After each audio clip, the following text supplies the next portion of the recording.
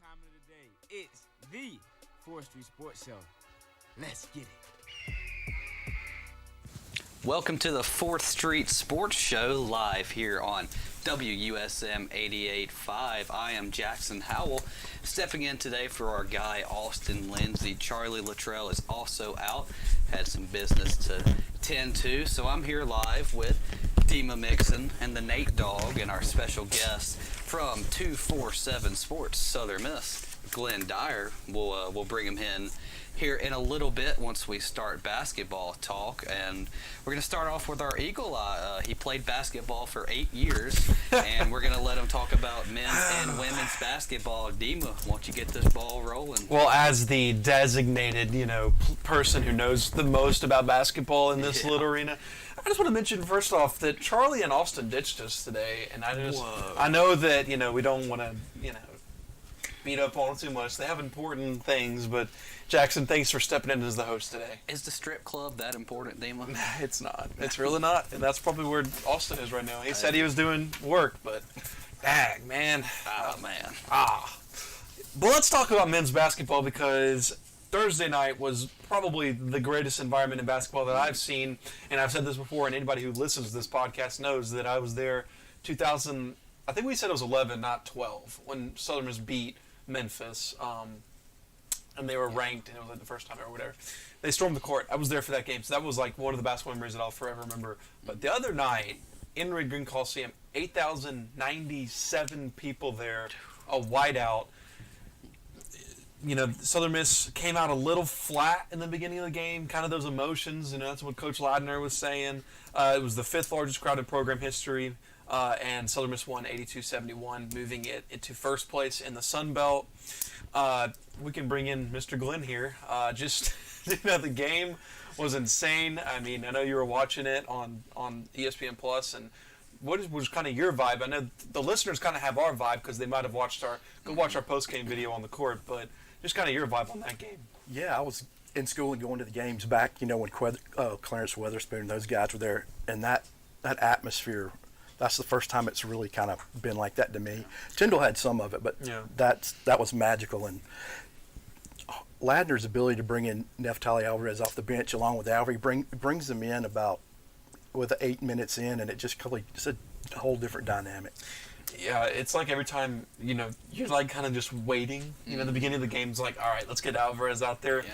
And, he likes being that sixth man player. Like, you'd think, well, you'd want him to start, right? Because why do we have to wait? But Alvarez likes being that sixth man player. Yeah, I know the fans keep wondering, like, hey, when is Alvarez going to start? When's he going to start? When's he going to get healthier and start? I think we can all tell that he is healthy, and he is that spark plug that really has ignited Southern Miss. And, I mean, with him, they're just a completely different team. Yeah, Juan Cardona, at least Coach Ladner was saying, you're only seeing 65% to 70% of Neftali. And if that is true, man. That's scary to think about. 100% Neftali Alvarez out there would be insane. Yeah, so he brings so much juice, especially defensively. Right. So Southern Miss won against Louisiana on Thursday. Now, they had a game Saturday. It was kind of a quick turnaround, kind of a weird, ULM game. That they struggled with ULM on the road. Yeah. So everybody kind of thought that ULM coming in, just a primetime trap game. But they obviously they did come out flat in the first half. They were trailing for most of the first half until like a little run at the end of the game. But they rebounded in the second half and won the game. The good thing about basketball is they don't have to win in style, like football when you're trying to get into like the playoff, which obviously Southern Miss football isn't right now. But for teams who are trying to get into the playoff, style points do matter, right? And but for basketball, all that matters is a win in that win column, and they got that. So they're 23-4 with just 4 games remaining. They have the chance to pretty much secure a double bye in the conference tournament with a win at South Alabama on Thursday. We will all be there for that, so we'll be looking forward to that. And then Saturday, they'll play the final home game of the season this Saturday at noon against Georgia Southern, which just was announced was a gold out on Saturday. So wear some gold and see if we can get another 8,000 in there.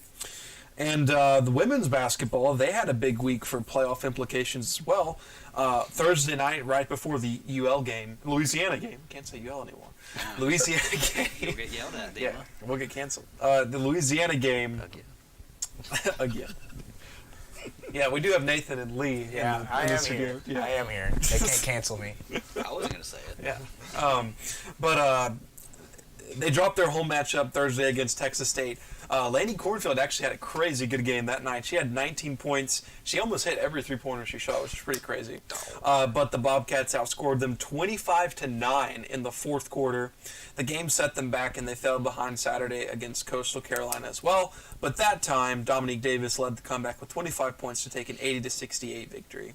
Southern Miss is 9-5 and right outside of that double bye behind three teams that are at 10-4, so plenty of time for Southern Miss to secure that double bye in women's basketball as well, because they're only one game behind a four-way tie for fourth, I think it is. They have a favorable schedule this week as well. They face 4-10 Georgia State and 3-11 ULM on the road, so hopefully they should be able to win both of those matchups. If they win those games, it could set up a huge matchup next Wednesday, which would be, I can't do math, this 22nd in the final home game of the season against the number one seed Troy. So if that happens, maybe the women's can at least replicate a little bit of what the men's game was last Thursday night. So that is your eagle eye on basketball, my favorite, third favorite sport. I know, and now let's hit the ground running on track and field. Southern Miss Track and Field ended its regular season indoor at Vanderbilt with a couple of personal records and a school record. Dylan Evans and Marquez McCray beat the previous school record in the 600 meter for the second time this season. They now turn to prepare for the Sun Belt Indoor Championships. They start next week on Monday. Keep in mind that the women have won 2 straight conference titles, and it will be time to see if they can be like MJ, get a three-peat with their first try in the Sun Belt. Now, in rounding it up, both of the tennis programs won against Alcorn State at home this weekend. Both golf programs are also back in action, with the women's team just finishing at the Tulane Classic and the men starting their spring season in Mobile at the Hal Williams Collegiate. Now we'll move over to softball season, which just kicked off. We got to talk to new head coach Natalie Poole a couple weeks ago here on 4th Street, and we talked to her about the season, and we learned something we didn't know about former teammates sticking around to help the team this year. Our guy, Charlie Luttrell, has the story. Let's roll it.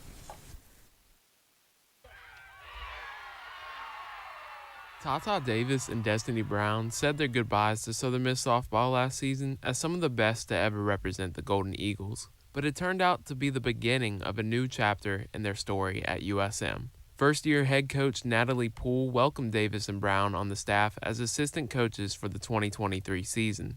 I can't say enough about Destiny Brown and Tata Davis. When I told our athletes that they were going to be staying with us and being around our team and working on our masters and still finishing up an undergrad, they were over the moon excited. Davis and Brown led the Golden Eagles in almost every offensive category and set records in their final season. Davis thought about coaching after her playing career, and the decision came down to a simple interest. I really like helping people. I know what I could do and what I could contribute to it, so I really like helping people in areas that they need help with. The pair are still learning all about coaching, but have had a direct impact with their connections to former teammates. I learned about who they are as quality people in terms of just who they are and character-wise, but also as athletes. It's made a huge difference because the girls respect them a lot. And on the other hand, Poole has taught many things to the former players that have helped in their transition to coaching. I'm comfortable being vocal on the field to the players because she's helped me be that way. Normally I kind of stay to myself and don't be as vocal, but now I've started being more vocal. That level of communication from Davis and Brown has brought a sense of trust between the team and the new coaching staff. They can confide in me and I can tell them, hey, look, you need to work on this without them getting upset or aggravated like I'm trying to tell them something wrong. I feel like they really trust me and they'll put their all into me as I will put my all into them. This season is just the pair's first swing at coaching, but Davis says it's something that she could see herself doing in the future. It's different for sure, but I've definitely thought about it or else I wouldn't, stick around. So we'll just see what the future holds. Hopefully something comes into play for me. You can catch the former Golden Eagles in action as coaches in the dugout this season at the softball complex. This has been Charlie Luttrell for the 4th Street Sports Show. The Golden Eagles started the season 3-0 this weekend at the Black and Gold Invitational. We missed Friday's exciting walk-off win against Seton Hall, but our guy, the Nate Dog, was there for Sunday's matches, so I'm going to throw it to Mr. Dog here. Nathan, what did you see Sunday at the doubleheader? Yeah, I wasn't able to get to the Friday game, sadly, but I was able to watch on ESPN Plus, which also the Miss fans do need to know. You can watch all their sports on ESPN Plus now, but I was able to watch that game on ESPN Plus as well as on Sunday too. And the one thing you notice is how just absolutely talented Morgan Lindstock is. Immediately that was my first thing I noticed was, my goodness, her calmness. I saw her last year, but she has just grown from last year. The confidence is there. So you see that in a bullpen that's really small. I mean, they've got 3 people. They've got 3 girls that they're confident in. So you're going to really need Morgan Lindstock. She's going to have to really pull her weight this season. Another thing I did notice was the lack of offense early on in that first game. I mean, they struggled till the 9th inning. They didn't put up a point till the 9th inning.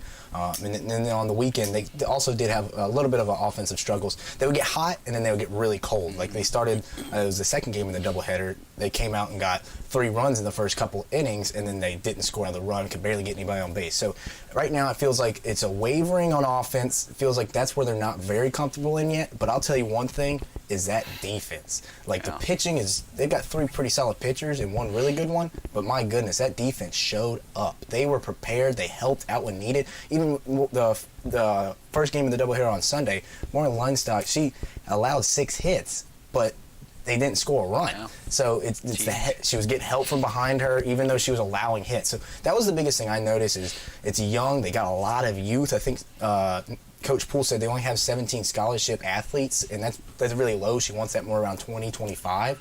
So you notice the youth. You see this thing is still very, very, very much in the early stages of a rebuild. But my goodness, getting out of this first weekend 3-0, you got to be feeling pretty good with your new coach. It's a new era.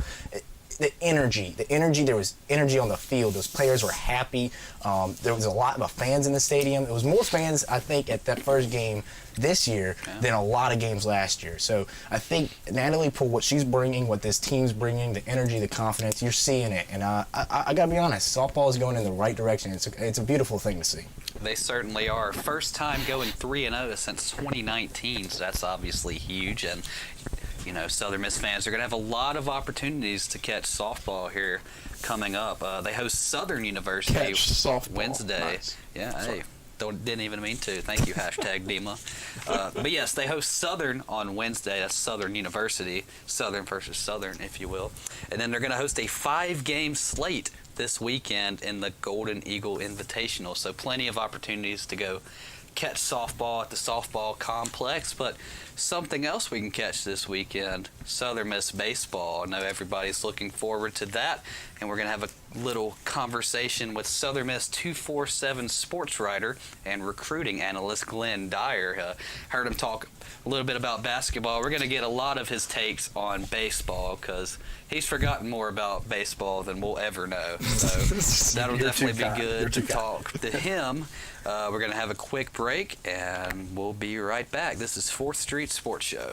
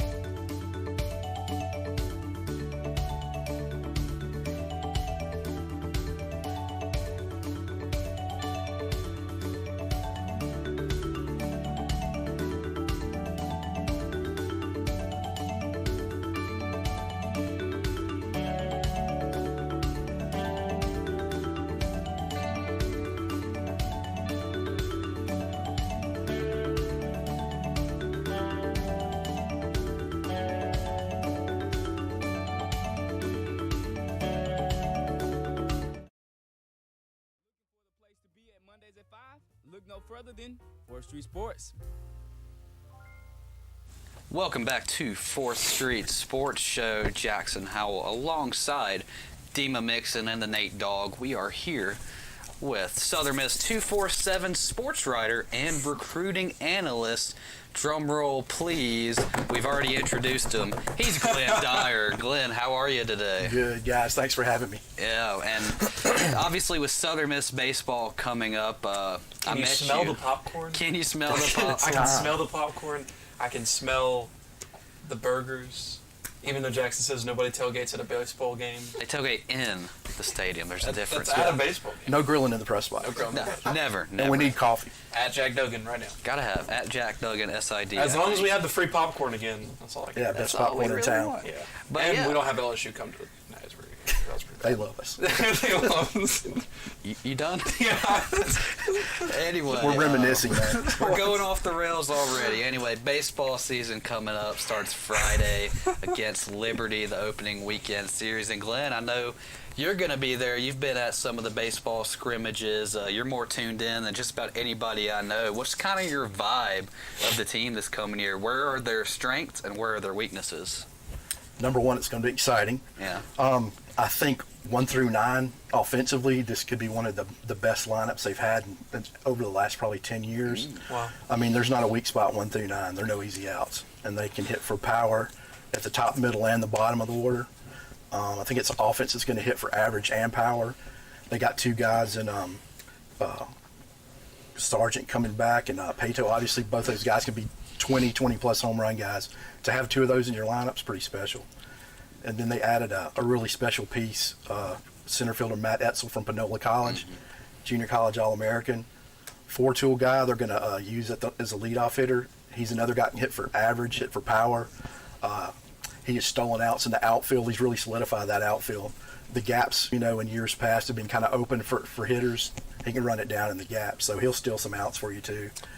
He's also got probably the first guy I can't remember that could steal 30-plus bases for you as well. Wow. The first I saw of Matthew Etzel was a week or so ago at the scrimmage, and the first play I saw him, the starting lineup. I want you to go through your starting lineup here in a second, but the first play I saw was they had a guy on first, and they had a ball to center field or whatever. It was a pop fly. Matthew Etzel caught it, threw it from center field to first, and they got the guy out. That's his arm strength from center field. And like you said, one of the best center fielders, even Scott Berry said it, probably that they've ever had. Yeah, they're fortunate to have him. They almost lost him this summer. He went to the draft league and led the draft league in stolen bases and batting average for almost 80% of the season. And then they were thinking, this guy's going to get drafted. He got offered some money, but it wasn't enough to keep him from playing that year of college baseball. But yeah, I mean, Matt's a guy, and he'll tell you when he hits the baseball, he says he's looking for extra bases. Prime example, I guess it was Sunday. He he drops one in center field with the center field has to come up to field it. He never slowed down. He dives into second, steals a double, steals an extra base. 2 pitches later, he steals third. Wow. And then all you have to do is roll into the right side, and he stole your run. He's that kind of guy. And they haven't had that in recent years. I can't think of when they've had a guy like that. Yeah. And he can really handle the bat. He finds the barrel, man. He can hit for some power in the front, in the beginning of a bat, at the end of it with 2 strikes. He can barrel stuff up and put it in play. I mean, he's just a really complete baseball player. Definitely, and just kind of going position by position. I know there's 2 battles going on, left field and second base. Second base, we'll get your thoughts on that, but left field, it was supposed to be a 1A, 1B type scenario. That's kind of what Scott Berry was telling us, but you feel like one person has taken that job, don't you? Yeah, just from fall ball to the first week or 2 of the preseason. I mean, Tate Parker, obviously, everybody knows, is a big grab from PRCC. Yeah. They hadn't had a lot of right-handed pop other than Sargent in the last couple of years. He's going to give him a right-handed stick.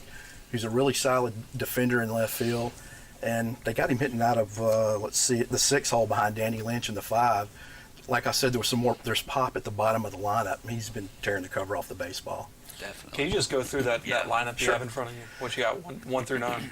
Yeah, this kind of looks like the way they're going to run it out Friday against Liberty. Yeah. Obviously, the great new piece they've added in leadoff hitter Matt Etzel. And then they're going to hit Dustin Dickerson, the shortstop, out of the 2 hole. He's used to handling that. Makes sense. Right now, Karsten Pato's hitting out of the 3 hole and playing right field.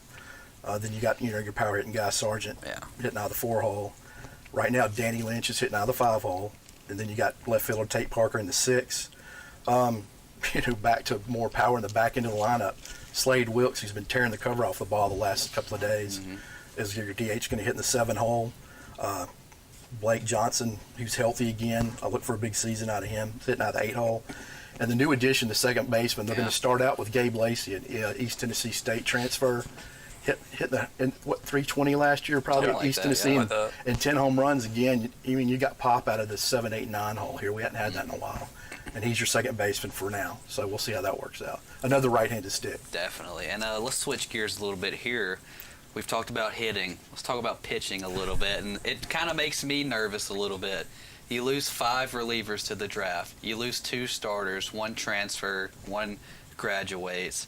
I mean, what do you make of the pitching staff this year, Glyn? Like you, I'm nervous. I feel really good about our starters Friday, Saturday, Sunday. Okay. I think you'll go with Tanner Hall, obviously, on Friday night. Something to watch out with Tanner. He experienced a little shoulder discomfort in the fall. They dialed it back for him. Didn't pitch him much, so he's still kind of rounding into shape. His first scrimmage 2 weeks ago, he threw 2. The next scrimmage, he threw 4 innings, and then he's thrown 5. So that he's working into getting his pitch count up, and his velo's where it's supposed to be. He's 90, 92. He looks fine. He's got that fastball sinker that gave so many people trouble, and his possible to hit. His nasty change. Just so nasty. What he's doing to kind of take himself to the new level, especially against right-handers, is Coach Oz has really worked hard, in developing that slider. So that's something he's going to add to the mix this year. Whew. And then it's an interesting mix with Mazza and Matt Adams, who's going to be that Saturday, who's going to be that Sunday. 2 talented young right-handers. Mazza, he didn't throw a whole lot last year, but he's got that big arm, consistently 94, 95 miles an hour. The pitch they developed to change the game for him is his changeup. That's going to be the game changer for him, and he's throwing it now with arm speed that mimics his fastball, and he's shaving 10, 11 miles an hour off of it. So then he mixes his slider and little curve. So I think he's going to be one of the next, really big, successful power pitchers at Southern. Let's talk about just the catcher situation. You have Blake Johnson, obviously, Rodrigo back there. What do you make of Graham Crawford? Have you seen any of his action in the scrimmages coming in? They got Graham Crawford. Graham is the only switcher on the team, and he's got juice from both sides. I've seen him go yard from both sides of the plate, and he's a plus athletic guy in terms of a catcher can run. So with the 2 guys in front of him and maybe the need to get his bat in there somewhere, maybe at a DH, a pinch hit, they've worked him out in the right field a little bit to kind of see what he can do out there, and he's been solid out there. He runs really well. So he's a guy that can, right now he's kind of behind the 8 ball as a catcher with the other 2 guys in front of him. Right. But he's a guy that you can mix and match him in pitch hit and DH situations that, that's something they didn't have off the bench last year. If somebody gets hurt or if they need a pinch hitter that can hit from either side of the plate, that's a pretty valuable piece right there. Yeah, they definitely didn't have it last year.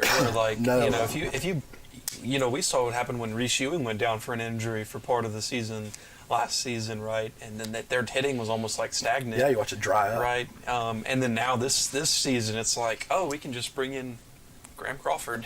Really good player. And while we hit on that, not to leave Reese, he's been here 2 years, had a great career out of the mix. He's in the mix in left field. I mean, it's a situation where, Reese is a lefty, Tate's a righty. You can mix and match with those guys, and, depending on who your opposing pitcher is going to be, that's a luxury as well. Speaking of righties and lefties, not a whole lot of lefties coming out of the bullpen this year.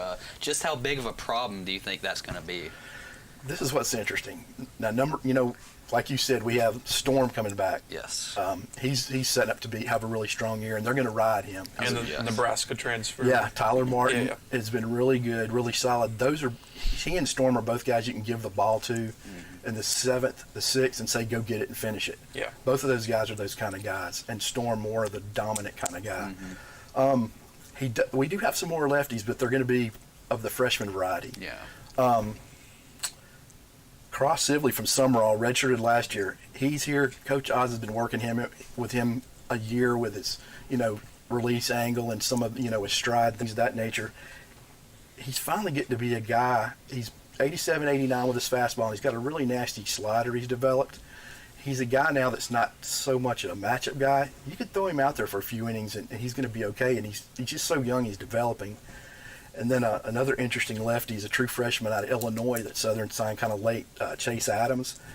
In high school, he's more of a speed left-handed hitter, center fielder, athlete kind of guy. He started pitching late in his career and pitched a little this summer in summer league. He's got a natural nasty slider, and he's probably 85, 87 with his fastball slider guy. But as a lefty, you can get away with some of that because they just don't see the ball coming. He's been real successful in matchup situations against lefties, and he's solid enough to go against righties as well. But, throwing true freshmen out is, him and Sibley both have never towed the rubber in a D1 game. So that's two lefties that they're going to have to throw this year. We were talking about early, had the 5 guys drafted. They got 16 pitchers this year. 8 of them have never towed the rubber in a D1 game. 5 of them are true freshmen. Yeah. It's the first part of the season and a really tough schedule. People might have to be a little patient with them. This is developing. Yeah, we talked about that on our huge baseball preview podcast when we recorded on Thursday, and you can go listen to that as you're listening to this if you haven't already. Just about the schedule, I mean, one of the toughest schedules I've seen in Southern Miss baseball. I mean, you have, opening weekend with Liberty, who went to a regional last year, probably should have won the regional down there in Florida, and then, the next weekend, kind of a weird little, series with Illinois, but really you're looking at the first 2 conference matchups are the teams that everybody expects to host a regional this year with Texas State and Georgia Southern.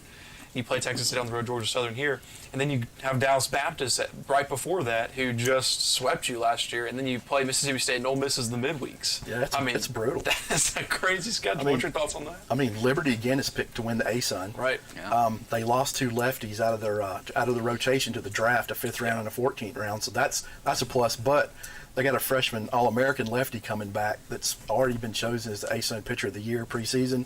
So, I mean, Friday night against Tanner Hall, that's probody your matchup. That's going to be legit. Mm-hmm. Yeah. I mean, and the rest of it, there are no gimmies in there. I mean, you're not getting a break in there to take this bullpen and try to develop it. They're going to get thrown into the fire. And see, that's why I think even though we're saying Tate Parker and left, I feel like they may just play Reese Friday night just because of that lefty. Well, they'll play Tate. Yeah. Yeah, no doubt. Yeah. Yeah, definitely. I said that backwards. I was like, you're confusing me, Dima. Yeah, I said that backwards. But yes, so that's why I think we all predicted that. We did not predict that until we really realized that left-hander was going to pitch. That's kind of was my thought. Like, whichever it is, righty or lefty pitcher going against them would be that way. But yeah, certainly makes sense that Tate's going to get the start. But one thing I want to ask, and gosh, I know replacing a lot of talent but adding a lot of batting talent, it seems like the fans' opinion is Omaha or bust. What do you make of that, Glyn? I mean, I love the enthusiasm. Mm-hmm. I'm a fan too. But, with this pitching staff, there's so many question marks. I mean, Ostrander is the magician, man. He's one of the best pitching coaches in the country, no doubt. Mm-hmm. But, I mean, just like in any sport, be it football or whatever, when you're dealing with that many true freshmen who have never been in that atmosphere, never towed the rubber in a D1 game, there's a lot of room for variables there. I'd like dial that back a little bit, and support them and watch it develop. I mean, that's the most exciting thing for me this year is to watch, the mad scientist and Ostrander take this staff and develop it, because each game is going to be development, Yeah. And you think if that pitching staff develops and the batting is really good at the end of the year, this is a dangerous team. They'll be strong. And to go back to the freshmen, I wanted to hit on Nick Monaster, one of the player of the year in the state of Mississippi in high school. He is a multi-talented guy. He can play second base. He could play some second base this year. That's not out of the question. He can swing the bat. He's a shortstop in high school, so he's got the chops in the middle infield. But he's a 93, 95 fastball slider guy. He's in a mix as well. They've used him as a closer and mid relief. And then one of the guys I'm most excited about, maybe the next great arm at Southern Miss, and I hate to put this on him already, but J.B. Middleton, Yazoo City kid, not a big frame, probably 5'11", 175, but God put a thunderbolt in his right arm. He's easy 94, 95 all day long, and it looks effortless. And then he mixes a slider and a change in with that. He's got the goods, man. And Glyn, you were one of the few fans who saw Southern Miss win a super regional in 2009. Can you just talk to us about that experience? In Gainesville, man. Yeah. I've been going to Southern Miss games since the late 70s. I'm dating myself, obviously, but I always thought Southern Miss football would be, my shining sports moment that I'd, take to the grave with me at the end of life. But that baseball game, Corky Palmer and those guys delivered the best sports memory to this point that I've ever experienced. Yeah. That Gainesville game, I remember walking in there and all the Florida fans were making fun of us, and you can imagine the jokes that were coming out, us from Mississippi, but we shut their mouth pretty quick and walked out of there with our chest poked out. I mean, it was, when somebody says a sports moment was surreal, that was surreal. Absolutely. That double play that ended it, never forget it. Yeah. Unbelievable. That was Baseball Talk with Southern Miss 247 sports writer and recruiting analyst Glyn Dyar. Glyn, if you want to plug your website right now, you can do that. Sure, come check us out. $9 a month or $89 for the year. It's goldeneaglepride.com. Type it in and check us out. If you don't like it, you can leave. It's $1 to try it for a week. If you don't like it, there's no nothing to worry about there. And with spring football coming up, we'll be hitting that every day. We have practice reports every day, as Jackson well knows. Oh, yes. Interviews with players and coaches. So we'll, take you through the quarterback battle, and our new defensive coordinator. I'm excited about him as well. So it should be an exciting spring. Definitely a lot of stuff to look forward to. We have to look forward to our Flowers segment coming up after this break. Glyn, thank you for joining us. Guys, my pleasure. I enjoyed it. Thank you. We'll be right back here on the 4th Street Sports Show.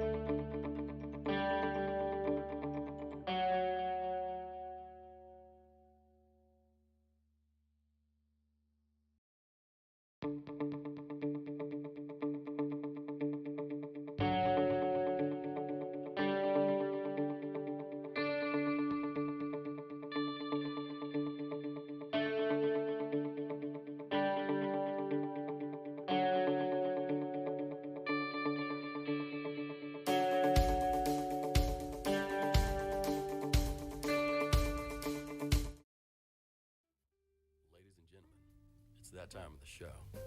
We're now giving flowers.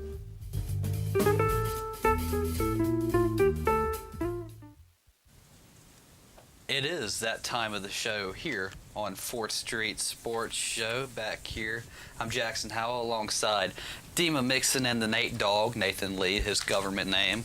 And we want to thank Glyn Dyar for joining us once again. But without further ado, we're going to get into our flowers segment, brought to you by University of Florist and Gifts on Highway 49 in Hattiesburg. There were a lot of contenders here. The 4 contenders this week were Neftali Alvarez, Dominique Davis, DeAndre Pinckney, and Morgan Linestock. Now, do we want to have a little drum roll, please?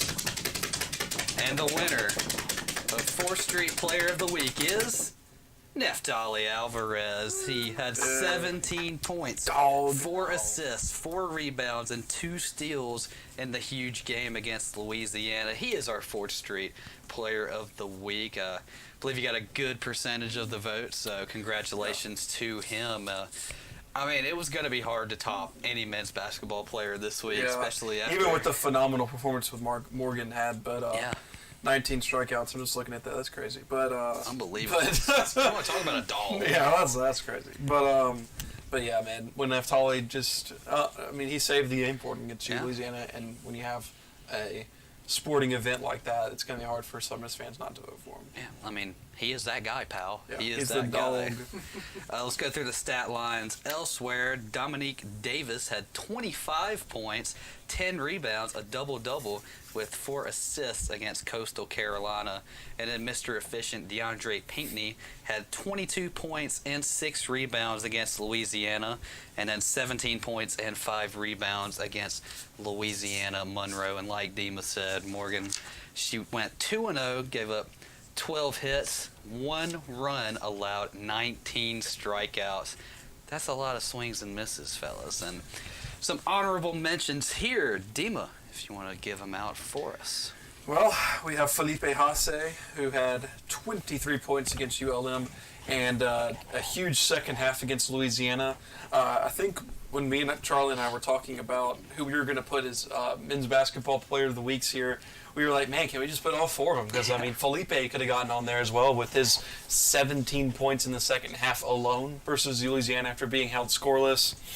And then we saw some for Tyler Moorman as well. We saw some people commenting on Tyler Moorman. Just he didn't have the greatest stat line, but man, he made a difference in stopping. Doing the grunt work, he get in there and use those 5 fouls well. Yeah, man, for sure. And then Lainey Cornfield, as I mentioned earlier in the show, she had 19 points, which is her season high, and she was draining 3-pointers against Texas State, and then Hannah Borden as well. So all 3 of those players are honorable mentions, but obviously the award can only go to one person, and it's a good problem to have when you have so many people up for contention. I know it. Definitely a great week for Southern Miss sports. And speaking of awards, I think there was an award giving out yesterday.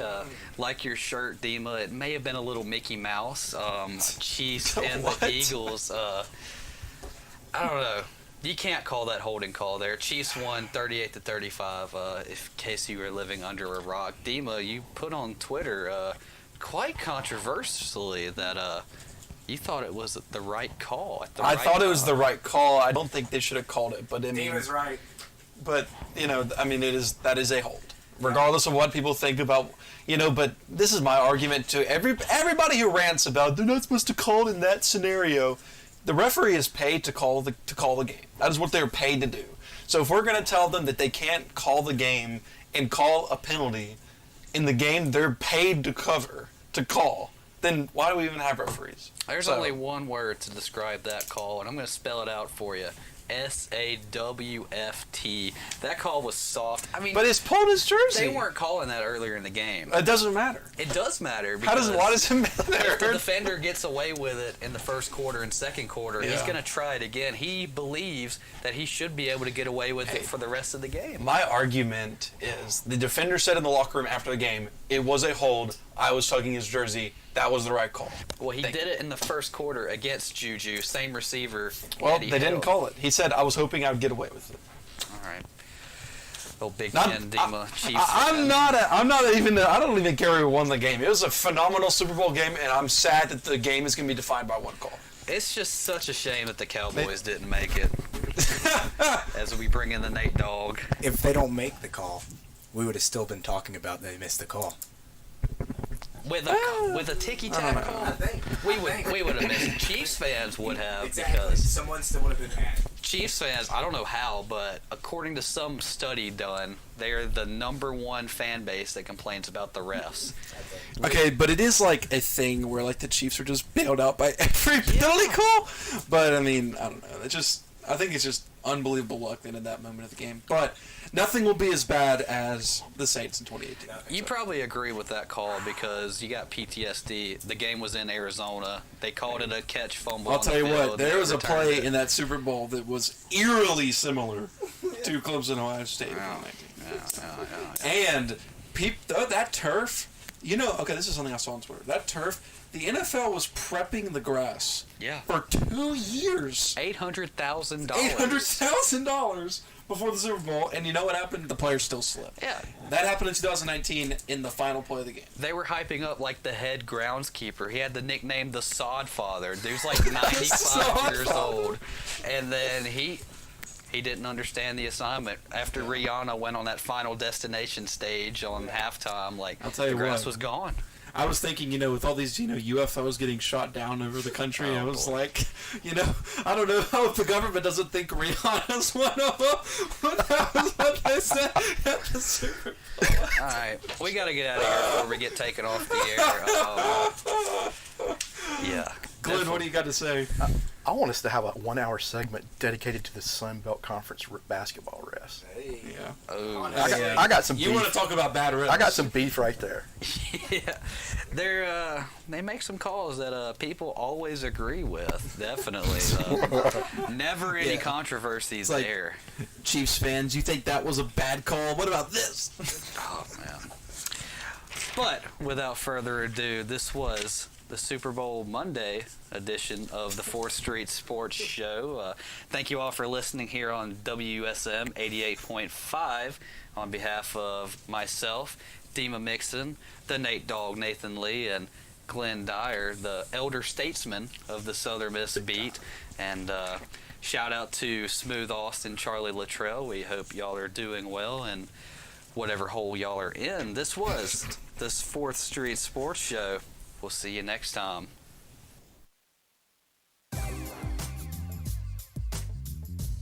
Come back next Monday at 5 on Southern Miss Radio. 4th Street Sports, baby.